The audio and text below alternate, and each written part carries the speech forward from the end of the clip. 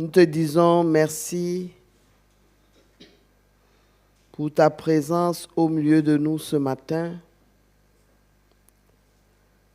parce que c'est toi qui nous as levés, chacun d'entre nous, de son lit, et tu nous as rassemblés ici pour la gloire de ton saint nom,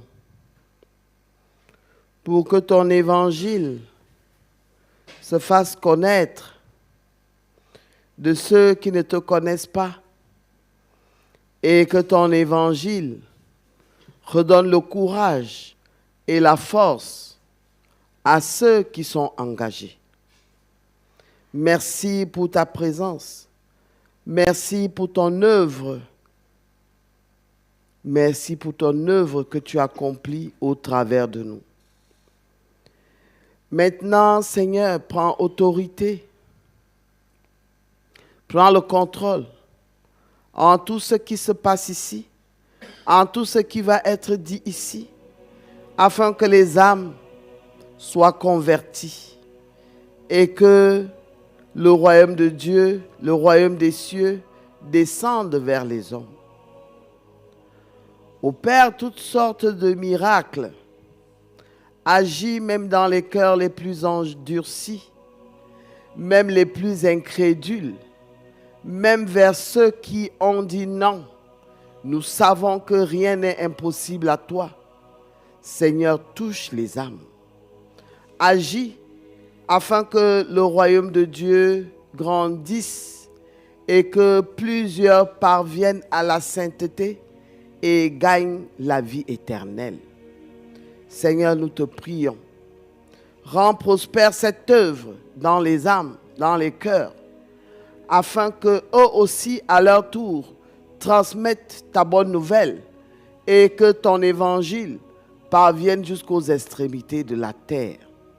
Seigneur, agis. Voici dans le moment où tu nous parles, le moment où toi-même, au travers du Saint-Esprit, tu transmets ta volonté afin que nous puissions demeurer en toi et toi en nous. Descends donc encore ce matin d'une nouvelle manière et viens toi-même transmettre ta parole. Merci pour ta présence au milieu de nous. Merci parce que tu prends le total contrôle et que tout genou fléchisse. Merci parce que par ton autorité, tu accomplis ta volonté maintenant, celle de ramener les âmes à la vie. Sois loué, sois béni.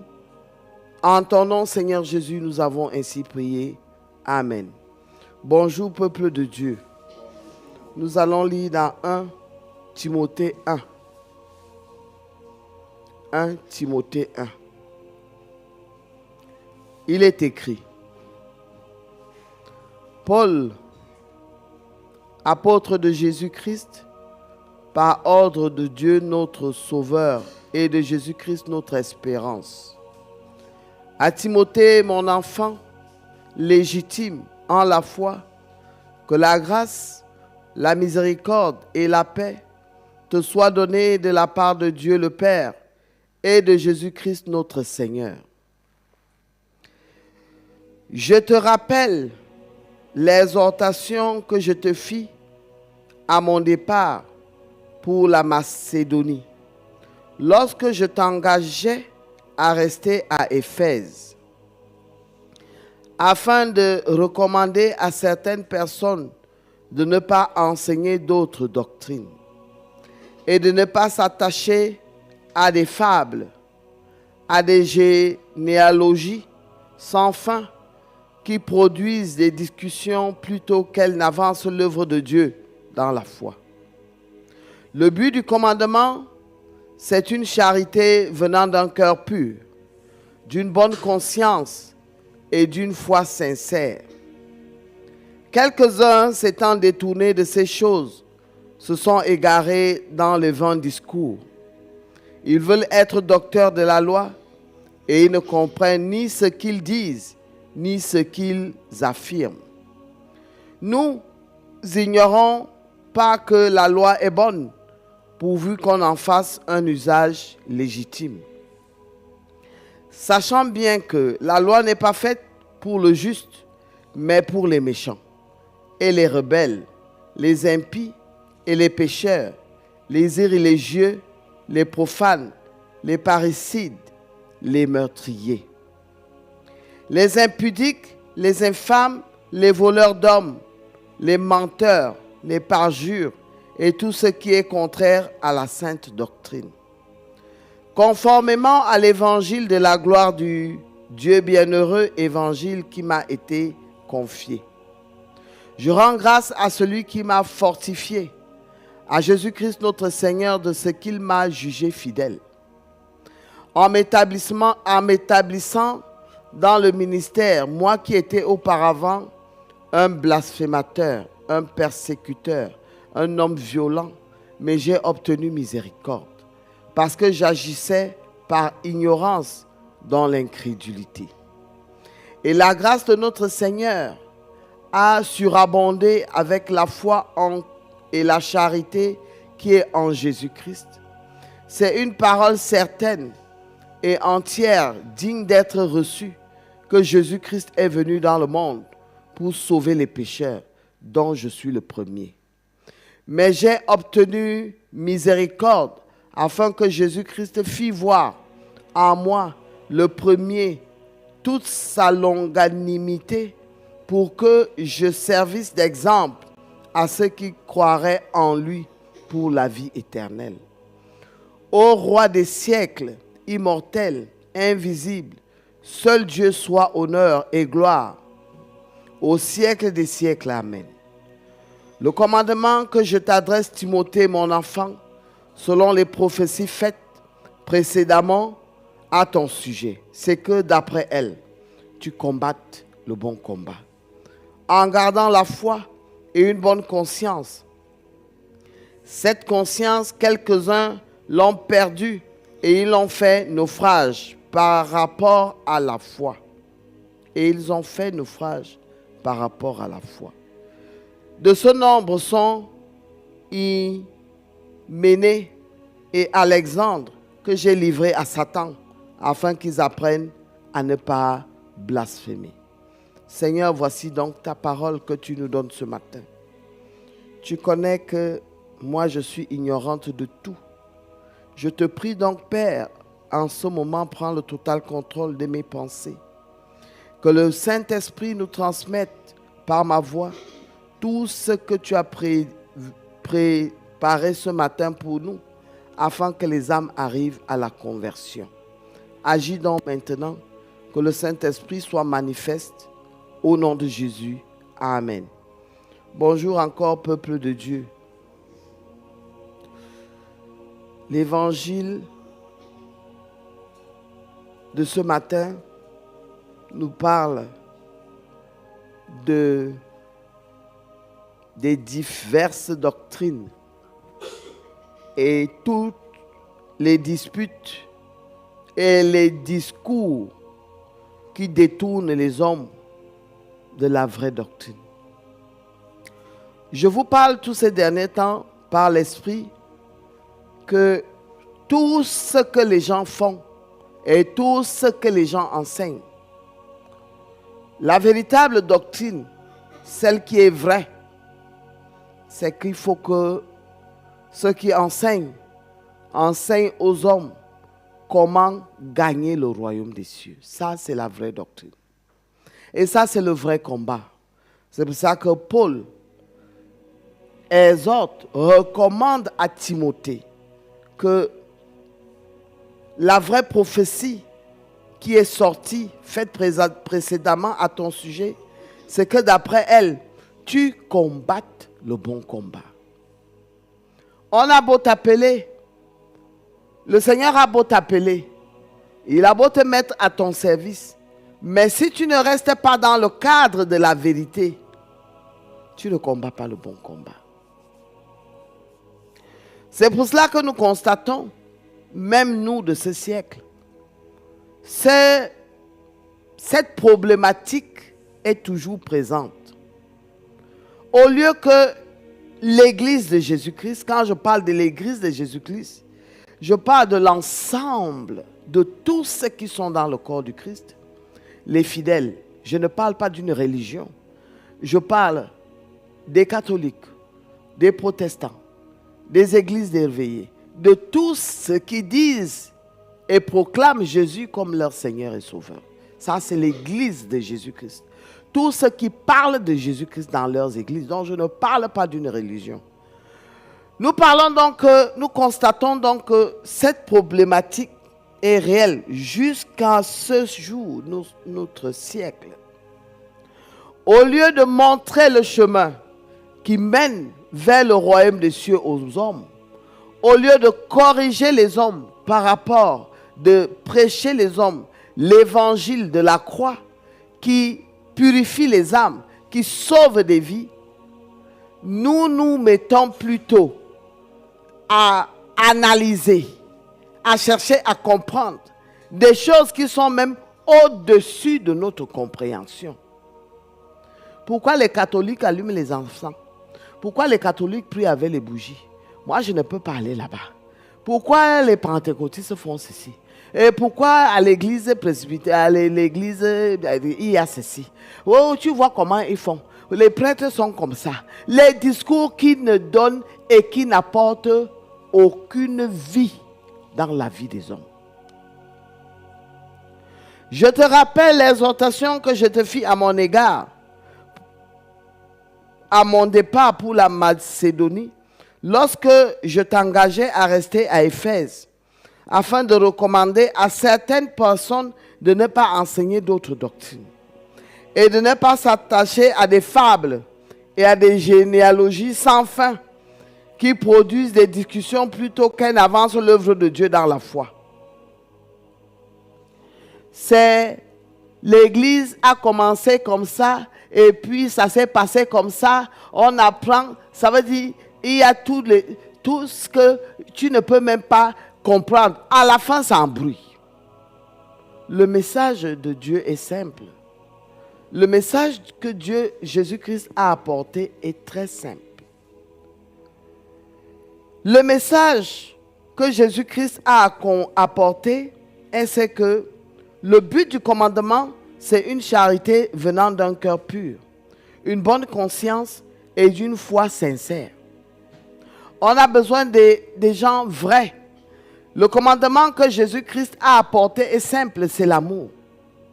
L'amour qui contrôle tout, l'amour qui englobe tout, et une foi sincère avec une bonne conscience. Tous les vains discours et les disputes de quelle est l'église qui connaît Jésus plus que l'autre ou qui sert Dieu plus que l'autre, ce n'est pas important. Ce n'est pas un problème d'église. C'est un problème de foi et c'est un problème de bonne conscience. C'est un problème d'avoir une bonne conscience, un bon comportement, une foi saine et sincère et gagner le royaume des cieux.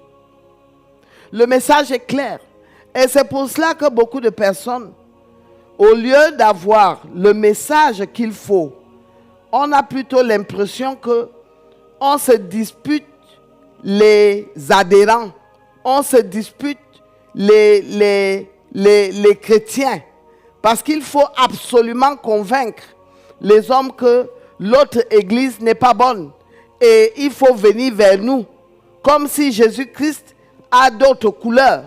Jésus-Christ est un, il n'y a pas deux Jésus. L'essentiel, c'est de montrer et de donner aux gens la véritable doctrine qui amène les hommes à la transformation et que les hommes gagnent le royaume des cieux. C'est pour cela que Jésus est venu. Jésus est venu. Il dit, c'est une parole, verset 15, c'est une parole certaine et entière, digne d'être reçue, que Jésus-Christ est venu dans le monde pour sauver les pécheurs, dont je suis le premier. Ce n'est pas une guerre, ce n'est pas une lutte des plus grands et des plus connaisseurs. Parce que ce débat, il faut voir les débats télévisés. Au lieu que les gens s'asseyent pour parler de comment les hommes doivent hériter du royaume des cieux, on commence à parler des choses dont on ne comprend même ni la tête ni la queue. On prend des satanistes, on prend des prêtres, on prend des gens et puis il y a un débat où, lorsque tu suis ce débat, toi qui veux gagner le royaume des cieux, tu es perdu dans le débat. Tu ne comprends que dalle. L'autre te parle de sorcellerie, l'autre te parle de je ne sais même quelle vision, et l'autre te parle de quoi. Quand tu arrives dans ce débat, on dit un débat spirituel, tu ne comprends même que dalle. Le message est simple. Comment faire pour gagner le royaume des cieux? Combattre le bon combat, avoir une foi sincère, un cœur pur, ne pas être méchant, éviter tout ce qui t'amène à être appelé méchant devant Dieu, avoir une foi pure et sincère et gagner le royaume des cieux. C'est ça le bon combat. Tous les discours qui nous amènent à la grosse connaissance des intellectuels où les bagages sont trop gros, ça importe à qui? Jésus-Christ est venu tout simple, avec aucun bagage intellectuel. Il est venu simplement dire aux hommes, je suis venu vous dire que là où vous êtes là, si vous choisissez le chemin que je vous montre, il y a un héritage plus excellent pour vous, c'est dans le royaume de mon Père. Et pour y accéder, aimez-vous les uns les autres. Point final. Mais aujourd'hui, les débats sur la religion sont légion. On ne connaît même pas où mettre la tête. À un moment donné, beaucoup de gens démissionnent parce que les doctrines et les enseignements sont, tu ne comprends plus rien. Il y a même des endroits où on ne se base plus sur la parole de Dieu. On prêche l'évangile de Jésus-Christ sans s'appuyer sur ce que lui-même a enseigné. Et il y a des gens qui parlent même déjà ouvertement de sorcellerie parlant de Jésus-Christ. On ne comprend plus où va le débat. Mais le diable, lui, fait son œuvre. Il est très content dans toutes ces sortes de débats. Pourquoi? Parce qu'il tire profit. Parce que ces débats n'amènent pas les gens à la conversion. Ces débats ne donnent vie à personne. Après ces longs discours et ces longs débats, qu'à la fin, moi j'ai essayé tantôt et à des moments d'essayer de suivre. Il y avait un débat télévisé, souvent je ne sais plus quelle chaîne de télé, et ils choisissent les heures bizarres à 23 heures. C'était un très gros débat. Il y avait souvent des prêtres, je ne sais même pas comment on appelle encore cette émission. Mais quand tu sors de là, tu es perdu parce que toi tu n'as rien compris. Eux, ils amènent les intelligences des hommes. Ils amènent les expériences de sorcellerie des hommes. Ils amènent les lois des ancêtres et les coutumes des ancêtres. Et les prêtres aussi essayent d'apporter. Tu es même au milieu. Quand tu sors de là, tu dis, Seigneur, c'était même quoi? En fait, qu'est-ce qu'on voulait nous dire? Dans tout ce débat, Jésus-Christ est placé à quel niveau? Parce qu'on parle de tout. Sauf de Jésus. Il y a des gens qui reconnaissent cette émission. Tu ne connais, tu sais qu'on parle du début à la fin de sorcellerie, de quoi, et de ceci, et de tout ce qu'il y a. Quand tu sors de là, tu dis, Seigneur, finalement, c'était quoi? C'était quoi? Une séance de sorcellerie, de spiritisme, c'était quoi? Au centre, on parle de tout, sauf de celui qui est venu donner la vie. Et c'est comme ça qu'on détourne les hommes de la foi.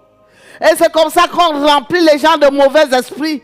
Parce qu'après ce genre de départ, les gens cherchent le pouvoir de ce qu'ils ont démontré. Parce qu'il y en a qui viennent montrer que la religion, c'est une illusion. La religion, c'est une fausseté. On a trompé les gens que Dieu existe. Il y avait le Dieu de l'Afrique. Il y avait telle chose. Des débats que tu ne comprends pas. Et puis à un moment donné, la suite c'est quoi? Les gens s'égarent. Les gens s'égarent. Donc, c'est ce que Paul veut dire à Timothée. Repars, enseignez aux gens, dis-leur que de ne pas s'attacher à des fables, à des généalogies sans fin, Après nos ancêtres qui sont sortis, à les ancêtres, j'ai suivi souvent l'émission là, je dis non, la prochaine fois je vais encore aller bien m'asseoir. Et ce qui ne m'arrangeait pas, c'est que les prêtres, au lieu de parler de Jésus-Christ, eux maintenant, les gens là les entraînaient encore dans un, je ne sais, ça les emportait même. Un débat inutile. Je disais, Seigneur, pourquoi on ne m'invite pas? Je vais aller leur dire, Jésus est Seigneur et c'est lui qui est venu nous donner la vie. Je ne cale là, je ne parle plus de rien. De ne pas s'attacher à des fables, à des généalogies sans fin qui produisent des discussions plutôt que d'avancer l'œuvre de Dieu dans la foi. Quand vous-même, vous suivez ce débat dont je parle, vous qui entendez dans les chaînes là, vous connaissez ce débat. Ça avance en quoi à l'œuvre de Dieu? On sort de là édifié ou bien vidé même. On sort de là embrouillé, perdu. Tu ne sais même plus où mettre la tête parce qu'à la fin, ça amène la confusion. Même les prêtres qu'on invite là-bas ne sont pas aussi ce que je veux. Et ça amène la confusion. Tu as même l'impression que l'église même est morte. Quand on sort de ce genre de débat, qu'est-ce qu'on gagne? Ça fait avancer la foi ou bien ça détruit même la foi. Donc, il n'est pas important que lorsque tu cherches Jésus et que tu cherches le royaume de Dieu, de t'engager dans ce genre de débat. Comme ici, celle-là même, elle parle de quoi? Quand quelqu'un là, oh j'ai suivi, je suis une bonne émission maintenant. Hein. Vraiment, vous là, vous parlez même de quoi? Oh, au lieu de dire, au lieu d'écouter, il commence plutôt à critiquer. À critiquer, à contredire. Quelques-uns s'étant détournés de ces choses, se sont égarés. Quelques-uns s'étant détournés de ces choses, se sont égarés dans de vains discours. Ils veulent être docteurs de la loi et ils ne comprennent ni ce qu'ils disent, ni ce qu'ils affirment. Je vous parle que j'ai suivi souvent un débat tel. J'ai suivi ça peut-être 2 fois. Eux-mêmes, à un moment donné, tu as l'impression que dans leur conviction même de sorcellerie et de connaissance des choses mystiques, se perdent eux-mêmes. Je dis, ce qui me dérangeait le plus, c'est les prêtres qu'on invitait parce qu'ils n'arrivaient pas à être calés pour leur dire, Jésus est Seigneur et Sauveur. Le débat que vous amenez là est inutile. Nous voulons ce que nous voulons, c'est gagner le royaume des cieux. Parce que le royaume des cieux est réel. Il est vrai. Il faut avoir une foi à un degré. Dieu fait, ça dit qu'il y a des signes, il y a des choses que Dieu montre à un moment donné pour te confirmer que le royaume de Dieu existe. Il y a des choses que Dieu te montre. Quand tu es un véritable chrétien, quand vous voyez, il y a certaines personnes engagées, vous vous demandez, comme nous sommes ici, pourquoi cette femme, elle est si engagée, elle dépense autant d'argent, elle veut propager l'évangile sans rien gagner. Parce que Dieu a eu le soin de montrer que son royaume est quoi? Réel. Et il faut tout faire. Il vaut mieux tout investir pour ce royaume.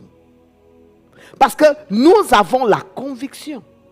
Quand tu es un vrai chrétien, tu le sais. Mais quand tu veux avoir les trous de sagesse, l'intelligence, tu veux réfléchir par ta tête, tu t'embrouilles. Dieu ne se révèle pas aux intelligents. Dieu se révèle aux gens qui n'ont pas l'intelligence pour leur apporter son intelligence. Mais quand tu veux montrer que tu es intelligent, tu as la connaissance des ancêtres. Tu connais comment le monde a été. Il y a un mot où c'est quoi l'ogre là? Les grands scientifiques de sorcellerie. Tu veux montrer que tu connais, tu ne connais rien.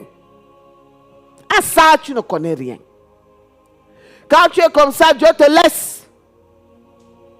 Il te dit, va dans on dit quoi? Avec tes fables et tes imaginations. Le pouvoir de Dieu est au-dessus. Et ceux qui s'engagent véritablement le voient.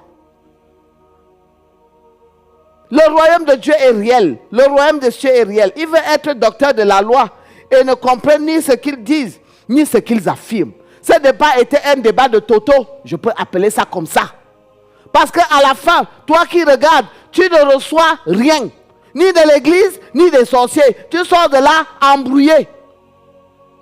Quand tu cherches la connaissance, ce n'est même pas des débats à écouter. Parce que l'autre dit ceci, l'autre dit ceci, tu ne comprends. À la fin, tu sors de là, tu es même toi embrouillé. Nous n'irons pas que la loi est bonne, pourvu qu'on en fasse bon usage légitime. Sachant bien que la loi n'est pas faite pour le juste. Quand tu es déjà juste, la loi te condamne en quoi? En rien.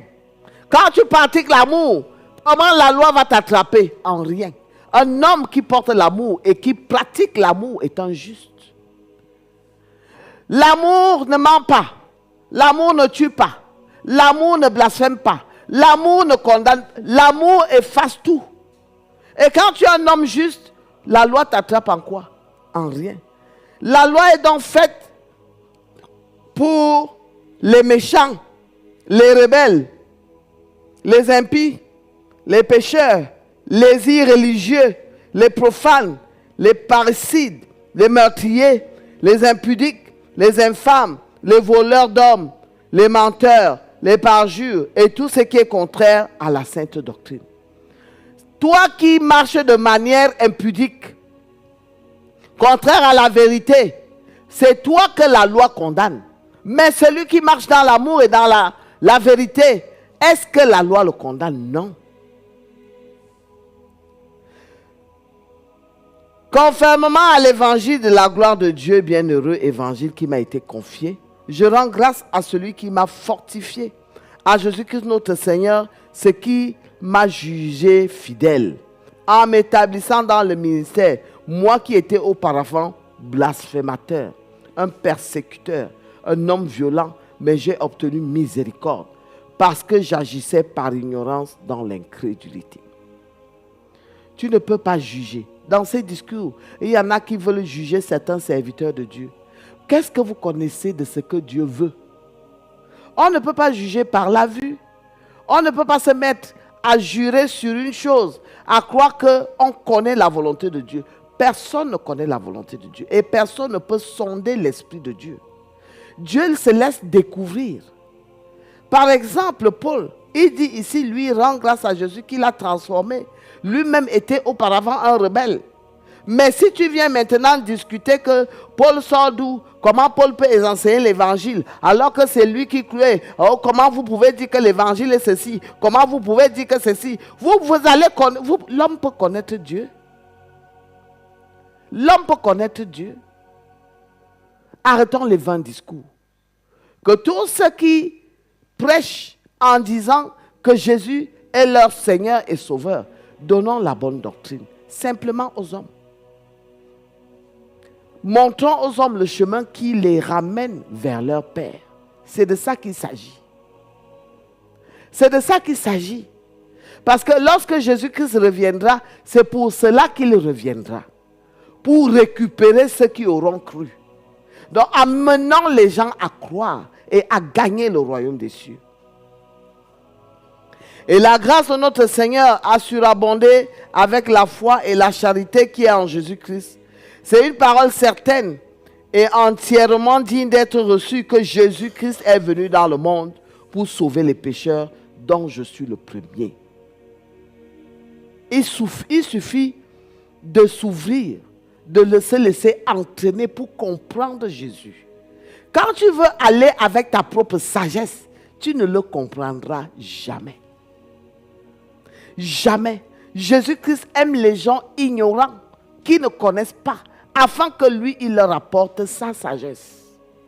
Parce que si tu es déjà sage aux yeux de Jésus, par exemple, Paul avoue ici son incrédulité. Il croyait bien agir parce qu'il réfléchissait avec sa tête.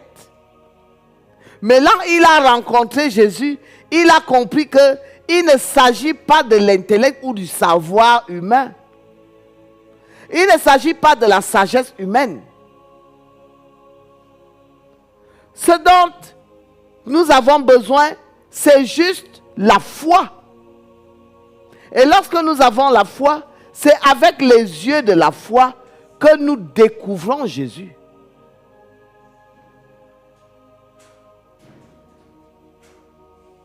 Ce n'est pas avec l'intelligence. Ce n'est pas avec la connaissance.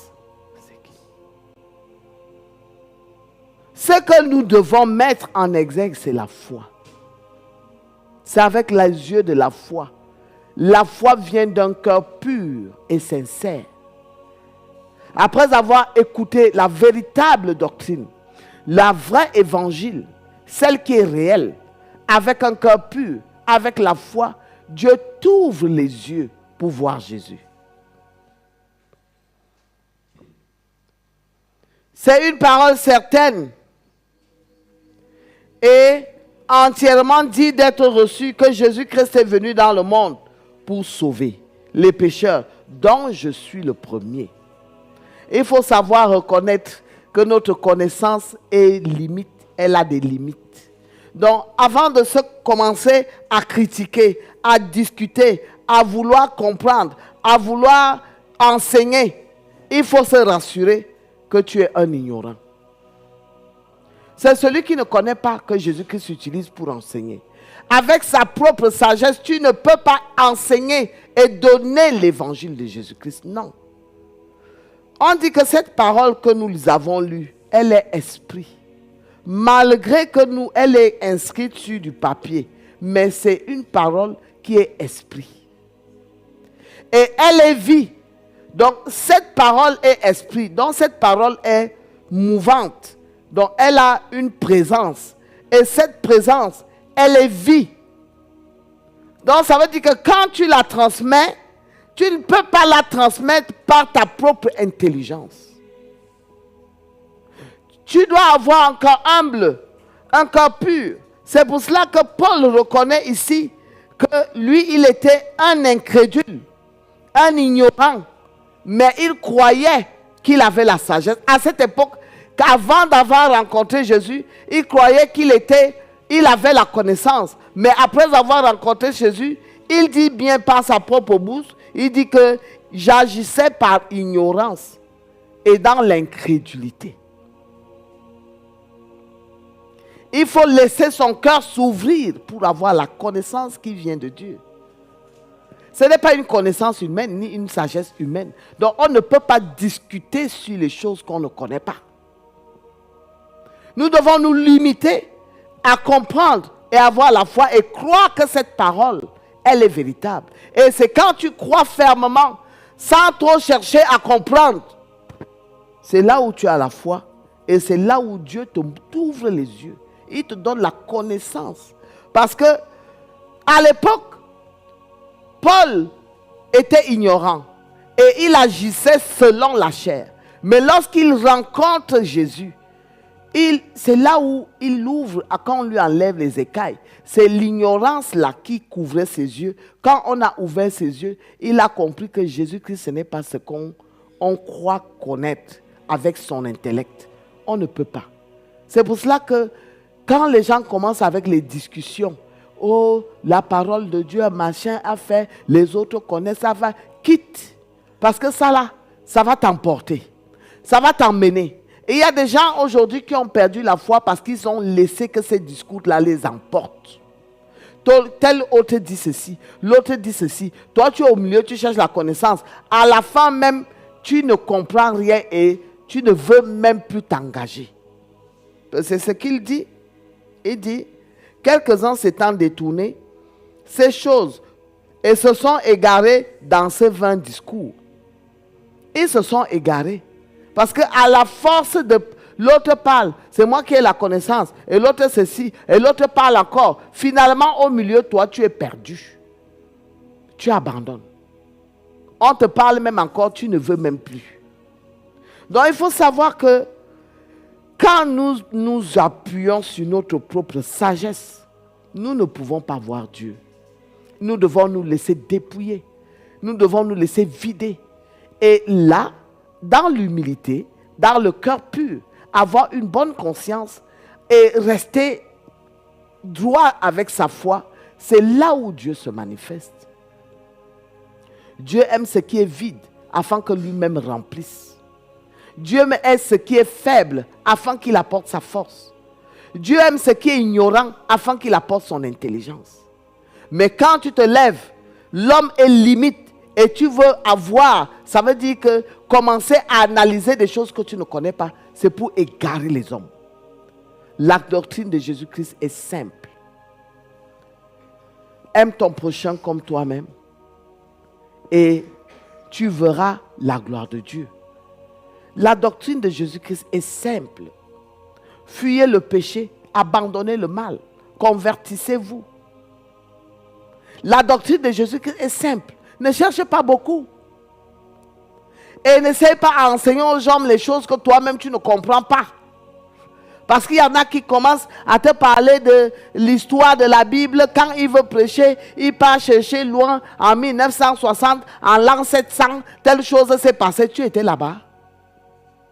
Il commence à enseigner les gens avec une complication dont tu ne comprends pas. Il y a des moments où tu pars, tu restes là, ce genre d'église, de 7h à 16h. Quand les gens sortent là, tu leur dis, mon frère, qu'est-ce qui s'est passé là-bas? Où on a dansé la louange, on a louangé aujourd'hui. La parole de Dieu disait quoi? Tellement c'était compliqué que lui-même sort de là, il ne connaît rien. C'est ma mère qui, il faut que Dieu l'aide.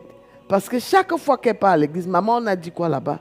Elle s'assoit, ou je ne comprends pas. Peut-être que c'est les gros français là et les grosses choses là, les grosses analyses là. L'embrouille même, elle sort de là, elle ne comprend rien. Donnons l'évangile de vérité aux hommes. Elle est simple. Apprenons aux hommes, ne pêche pas, ne mens pas, ne fais pas ceci. Et pour que le résultat, pour que tu gagnes le royaume des cieux, aime ton prochain comme toi-même. Paul dit, c'est une parole certaine et entière, digne d'être reçue, que Jésus-Christ est venu dans le monde pour sauver les pécheurs. C'est ça l'essentiel, dont je suis le premier. Mais j'ai reçu miséricorde, afin que Jésus-Christ fît voir en moi le premier toute sa longanimité, pour que je servisse d'exemple à ceux qui croiraient en lui pour la vie éternelle. Paul aujourd'hui est véritablement un exemple. Lui qui croyait avoir la connaissance, alors qu'il n'avait aucun dalle. Paul est un docteur, mais Jésus-Christ l'a dépouillé de sa connaissance. Il a mis en lui son esprit qui a commencé à le diriger, à l'aider à enseigner selon la vérité. Avant, Paul même avait la fausse doctrine. Il n'avait aucune connaissance. Mais Jésus-Christ l'a dépouillé. Donc il dit qu'il est un exemple de sagesse. La sagesse qui était folie aux yeux de Jésus. Il est un exemple. Il est le premier exemple où Jésus a démontré que la connaissance humaine a quoi? Des limites. Et lui, il a obtenu miséricorde. Il est donc maintenant un exemple que Jésus-Christ n'est pas l'intelligence et la connaissance que nous avons. Jésus-Christ est autre chose. Pour que je servisse d'exemple à ceux qui croiraient en lui pour la vie éternelle. Au roi des siècles, immortel, invisible, seul Dieu soit honneur et gloire au siècle des siècles. Le commandement que je t'adresse, Timothée, mon enfant, selon les prophéties faites précédemment à ton sujet, c'est que d'après elles, tu combattes quoi? Le bon combat. Reste fidèle à la véritable doctrine. Les faux discours là, les grands docteurs là, les docteurs de la loi, les connaisseurs de ceci, tout ce qu'on apprend, même tous ces théologiens là et toutes ces grandeurs là, combat le bon combat.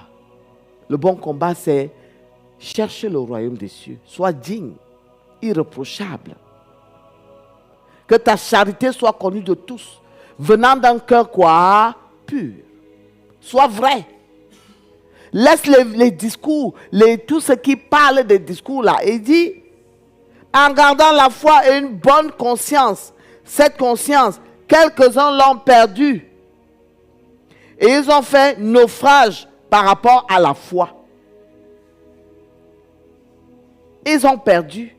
Ils sont égarés. Ils ont fait naufrage. Donc, naufrage, ça veut dire que leur bateau a déjà coulé.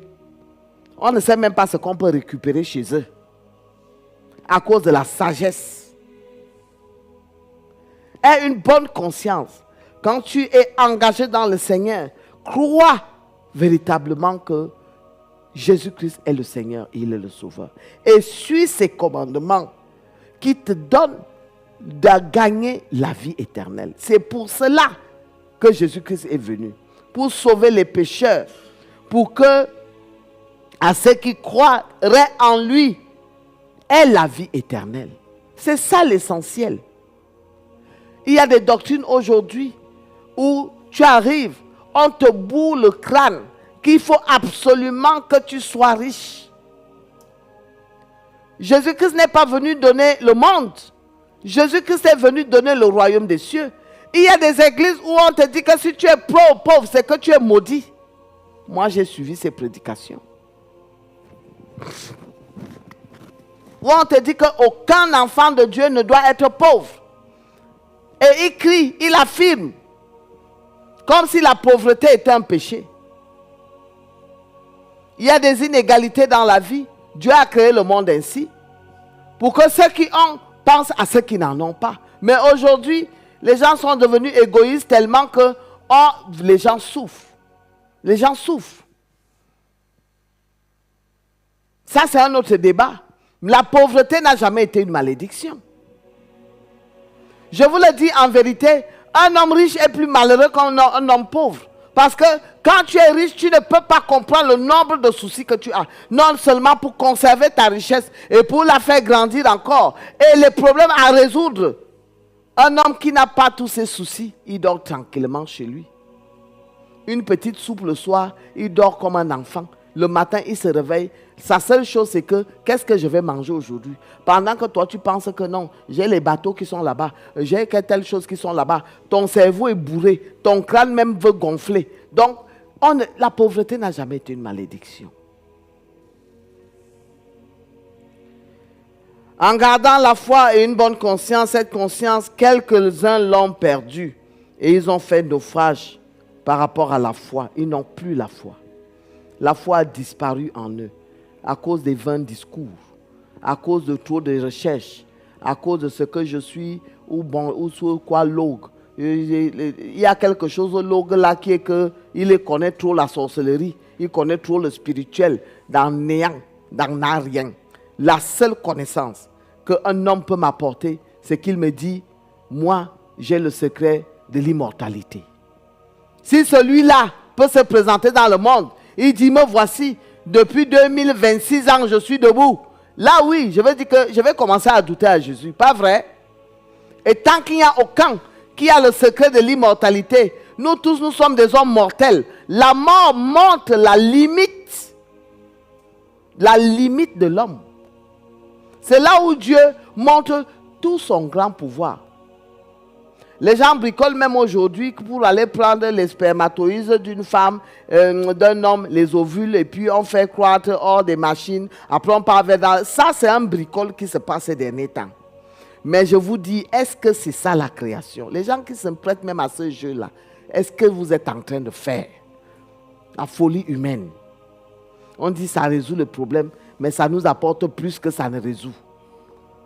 Mais là où Dieu a montré les limites à l'homme, c'est qu'il faut donc ressusciter tous les ancêtres qui sont morts là, qui reviennent à la vie. Le seul qui a le pouvoir de la résurrection, c'est lui. C'est le seul qui a le pouvoir de la vie et de la mort. Quand il dit que c'est terminé pour toi, que tu sois un grand sociologue de la sorcellerie, tu finis toujours par être enterré 2 mètres sur terre. Ta connaissance a des limites. Amen. Elle montre ses limites. Le jour qu'on s'enterre, fini. Donc, d'autres ont déjà fait naufrage. Ils n'ont plus la foi. Il dit, de ce nombre sont Hyménée et Alexandre que j'ai livrés à Satan afin qu'ils apprennent à ne pas blasphémer, à ne pas mal parler des choses de Dieu. Les gens qui s'asseyent sur les plateaux de télé là pour dire que l'histoire, la doctrine de Jésus-Christ est une fausseté. Vraiment, est-ce qu'il y a encore quelque chose à récupérer? Mais plutôt, ils sont livrés à Satan. Pourquoi? Parce que Dieu ne veut pas qu'ils continuent à égarer le monde. Les gens qui s'asseyent pour blasphémer sur la véritable doctrine de Jésus-Christ. Il y en a qui doutent même que Jésus soit venu dans le monde. Et il y en a qui doutent même que Jésus-Christ a ressuscité. Et il y en a qui disent même qu'il ne reviendra jamais. Et il y en a qui disent même que le royaume des cieux n'existe pas. Après la mort, il n'y a plus de vie. Et ces doctrines sont là pour détourner les hommes de la vraie foi, de la véritable doctrine. Et nous-mêmes qui enseignons, nous aussi, on se met dans des débats, des querelles de religion, de pouvoir. C'est telle religion qui connaît, c'est telle autre qui ne connaît pas. On égare même encore plus le peuple de Dieu. Combattons le bon combat. Donnons aux hommes la véritable doctrine pour que les hommes gagnent la vie éternelle. Que celui qui a des oreilles entende ce que l'Esprit dit. Amen.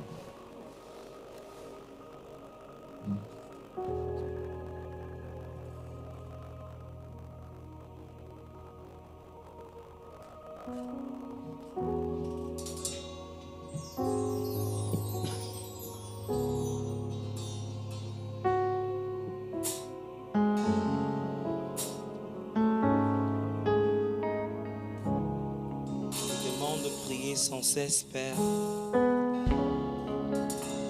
Nous voici devant ta face pour t'élever cette prière, ô Père éternel.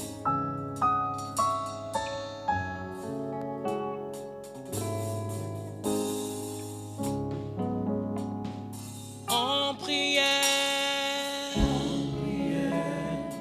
en prière, en prière, je veux te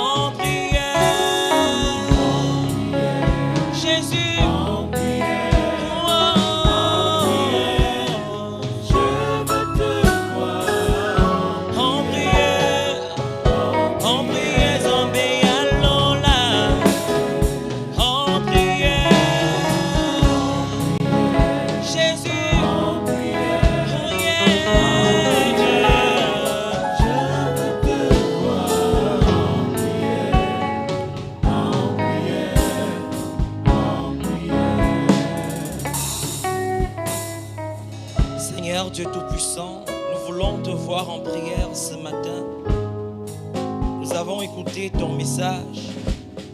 Permets que ce message tombe dans des cœurs obéissants pour mettre en pratique, ô Seigneur, l'instruction que nous avons reçue ce matin de toi, ô Jésus.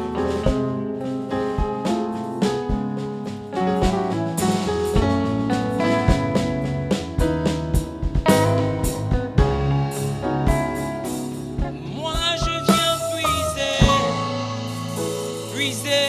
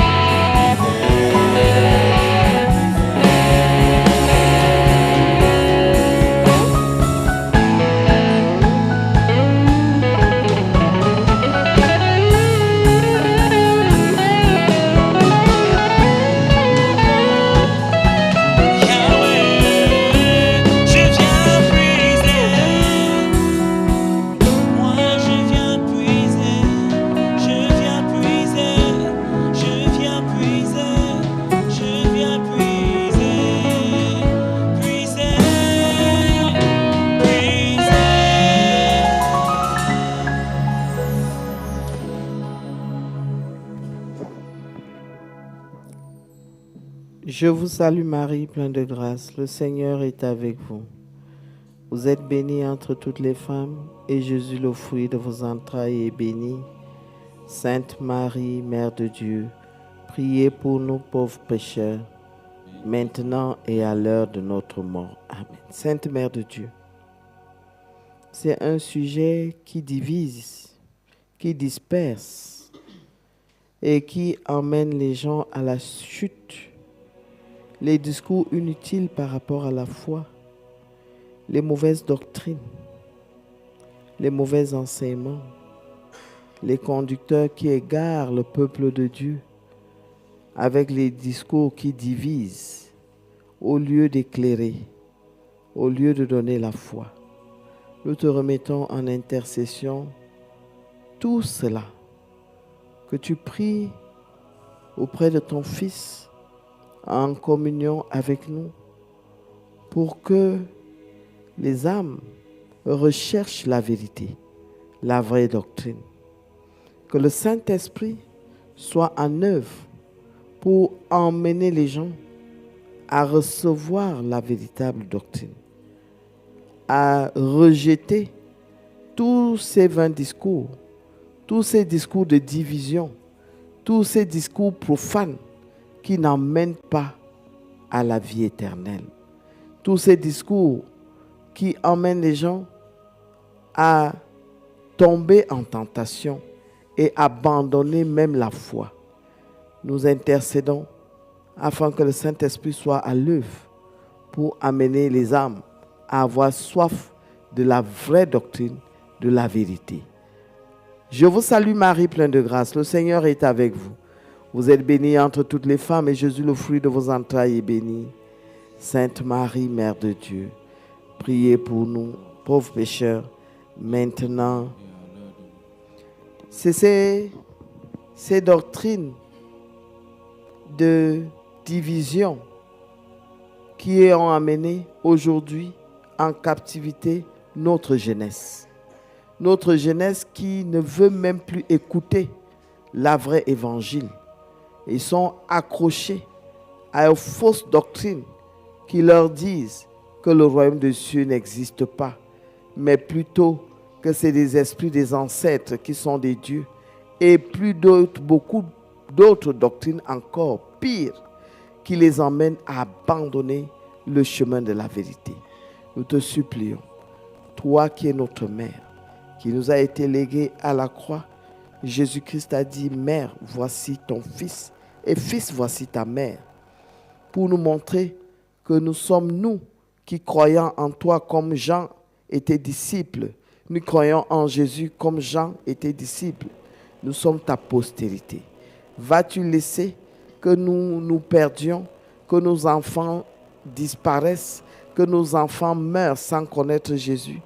Sainte Mère de Dieu, nous te supplions, de par ton intercession efficace, telle que tu l'as fait à Cana, où Jésus-Christ a transformé l'eau en vin, nous te supplions d'intercéder, de regarder à la misère qui sévit dans les familles, où nous sommes des véritables chrétiens, mais nos enfants égarés loin de la face de Dieu, à cause des fausses doctrines, à cause des vains discours et des discours de division et de mensonges qui égarent le monde, or loin de la vérité. Nous te supplions que tu intercèdes afin que tous ces discoureurs de mensonges, eux-mêmes, commencent à confesser que Jésus est Seigneur. Nous te supplions, intercède, que le Saint-Esprit soit à l'œuvre pour ramener les âmes à la vérité. Je vous salue Marie, pleine de grâce. Le Seigneur est avec vous. Vous êtes bénie entre toutes les femmes, et Jésus, le fruit de vos entrailles, est béni. Sainte Marie, Mère de Dieu, priez pour nous pauvres pécheurs. Maintenant, nous continuons à te présenter en intercession le Cameroun et la visite du premier apôtre successeur de Pierre, qui, à partir de la semaine prochaine, nous aurons la visite du successeur de Pierre, premier apôtre après Pierre, le pape. Nous te supplions que le ciel s'ouvre, que le Seigneur le charge, que lorsqu'il viendra poser sa plante des pieds au Cameroun, comme il a été écrit, par tout lieu où foulera la plante de vos pieds, dans quelque maison ou dans quelque ville, dites que la paix soit dans cette maison, que la paix soit dans cette ville, que lorsqu'il foulera donc son pied à l'aéroport de Simalène, que la grâce et la promesse qui nous a été faite, que lorsque les apôtres foulent les pieds, soit d'une maison, soit d'une ville, et si c'est un pays, que la paix réside au Cameroun, règne au Cameroun. Que nous nous réconcilions tous les uns envers les autres. Que les divisions ne soient plus. Que les guerres tribales n'existent plus. Que toutes sortes de divisions disparaissent et que le Cameroun soit uni, un seul et vigoureux, vaillant pays qui, malgré les divergences de religion, d'ethnie, nous soyons unis, forts comme un seul homme, au vu de tout ce que nous avons à affronter pour relever notre pays, pour relever l'économie de notre pays, pour changer les mœurs de nos enfants. Nous avons beaucoup de challenges qui, si nous sommes divisés, le Cameroun va aller à la dérive. Unis comme un seul homme, que cette venue de pape nous apporte cette unité, cette union et cette paix. Nous avons besoin de la réconciliation pour construire notre pays.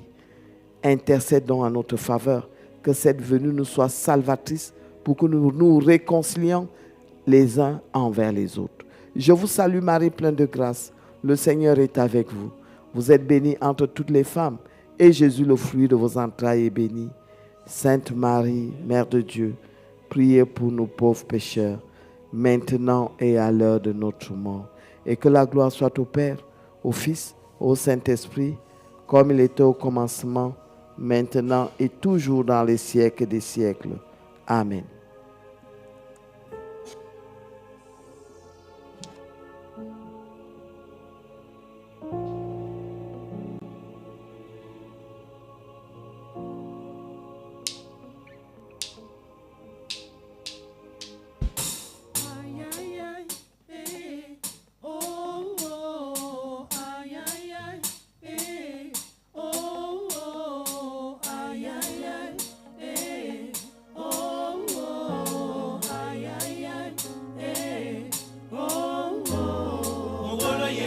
Zamba zavolama, nenginga jame chende mawala ye.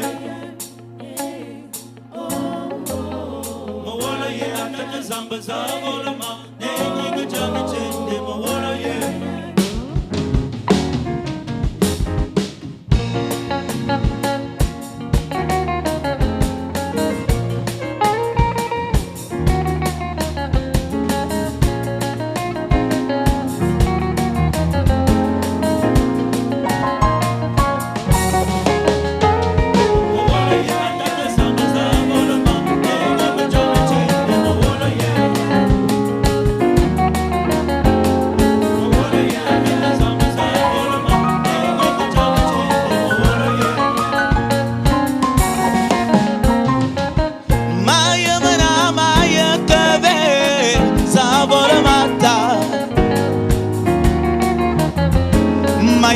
Maya tele mabobe asuyane ninga jam echende Voma semak satanandema aivana me jam Matonzi le mana woitam etam ona vole mata tande malona ona tat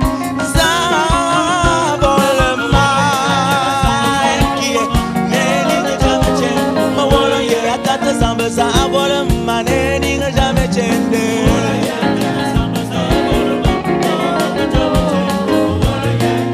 and say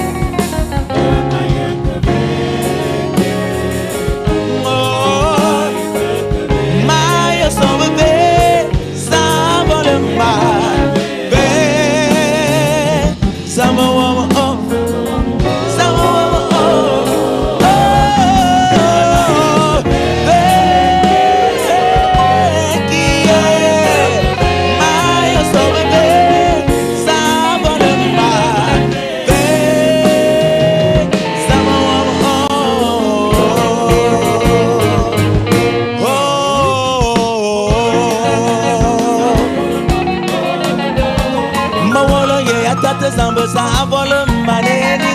chende.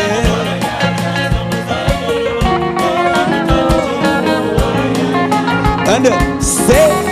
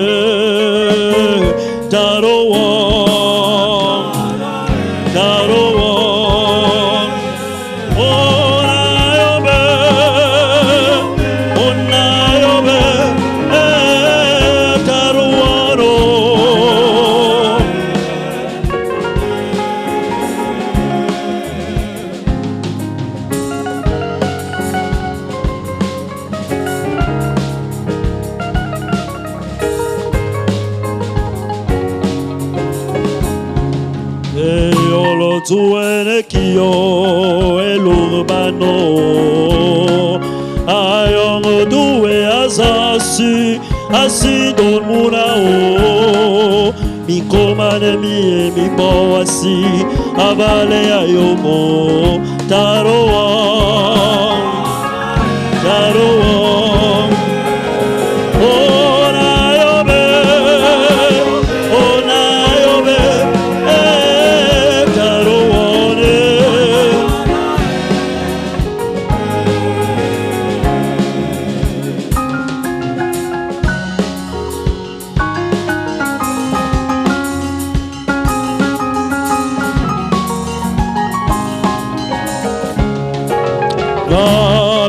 Abidi le visa uzayo abimelayana yebia amosuso atarae taroa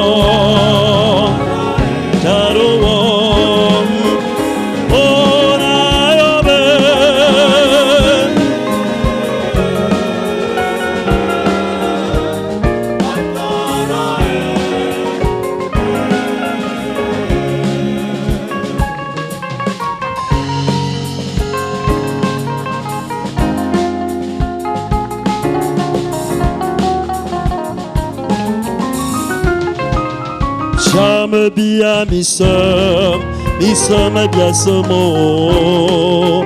Ane bien jamo foy e babe se ba ou le foufoule bien atara tarowa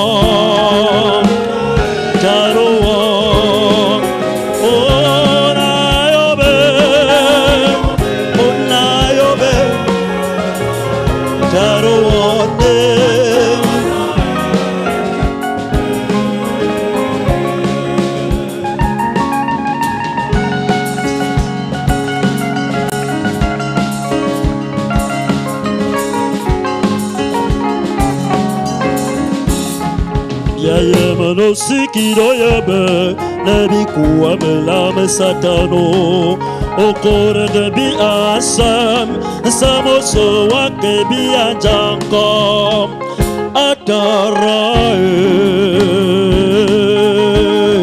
tara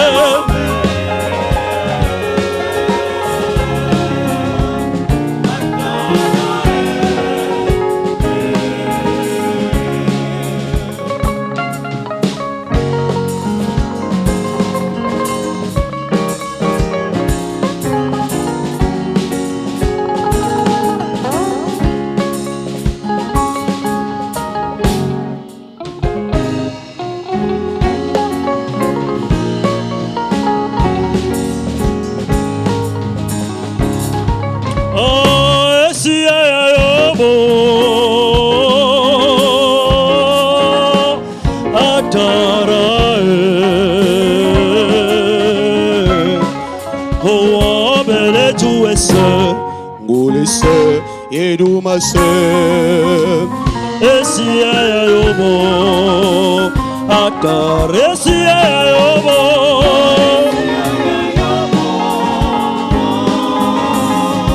dara obele tuwe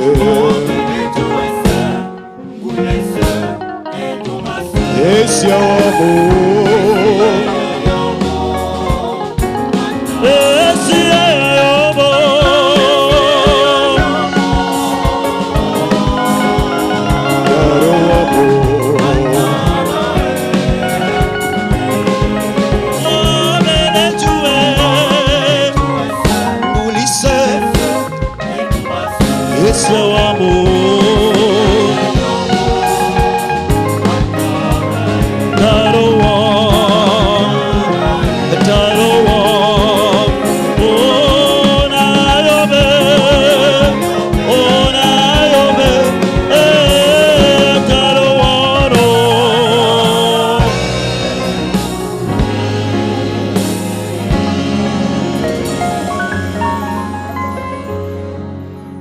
Nous avons fait cette prière au nom du Père, du Fils et du Saint-Esprit.